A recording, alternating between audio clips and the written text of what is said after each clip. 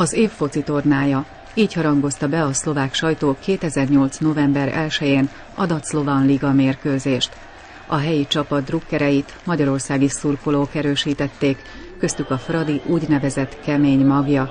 Állítólag miattuk vezényeltek ki több mint 1000 rendőrt a helyszínre. Egészen a 18. percig nem volt rendzavarás. Ekkor azonban füstbombák repültek a pozsonyiak szektorából a pályára. A két szurkolótábor hangosan szidalmazta egymást, de még ekkor sem történt komoly atrocitás. Ezért is lepődött meg a nézősereg, amikor a rohamrendőrök elindultak a magyar szektor irányába. Ami ezután történt, nem kíván kommentárt.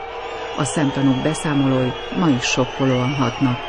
Nyomtak lefelé, beszorítottak mindenkit. Eddig el voltam, nem kaptam levegőt egyáltalán, kiabáltam, segítség senki. Kiabáltak a rendőrök visszafele, de be voltunk így tömve, nyomva, nem tudtunk visszafele, és éreztem, ahogy ott feküsznek a lábamon, de már nem tudtunk segíteni. És a sok ember fordultak meg, és tiszta vér volt egész fel a arcuk. És rohantak, és nyomták egymást, a rendőrök csak ütöttek, és nem kérdeztek, hogy te miért vagy ott, vagy mi csak szurkolni mentünk. A magyar szurkolók egybehangzóan állították, nem adtak okot a támadásra.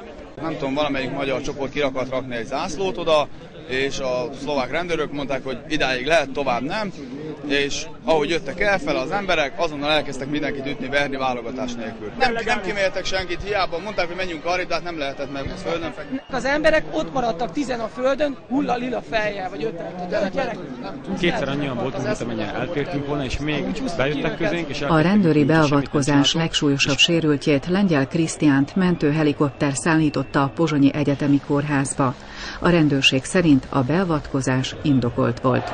Polícia musela vykonať na štadióne zákrok z toho dôvodu, že fanúšikovia domáceho mužstva začali hádzať kamene von z tribúny. A szurkolók között volt Berényi József, a Magyar Koalíció pártjának jelenlegi elnöke, és Dusan Csaplovics volt miniszterelnök helyettes is. Csaplovics a rendőröknek adott igazat, Berényi nem osztotta a véleményét. Megpróbáltam rögtön kapcsolatba lépni a belügyminiszterrel, amikor megláttam a beavatkozást, ugyanis épp a Star szektort figyeltem, ahol ez történt, és nem láttam ennek okát.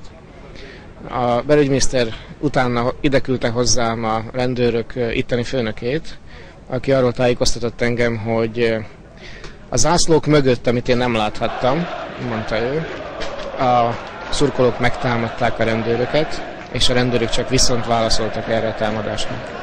Azt kérdeztem tőle, hogy dokumentálva van ez, tehát felvették-e, legalább lefényképezték-e, vagy kamerára vették.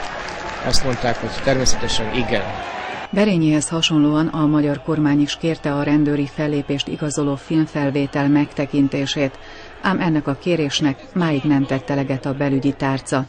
Ezzel szemben 2 hónappal a szurkolóverés után a szlovák parlament kitiltotta a nemzeti színű zászlókat a hazai meccsekről, és ez a törvény máig érvényben van.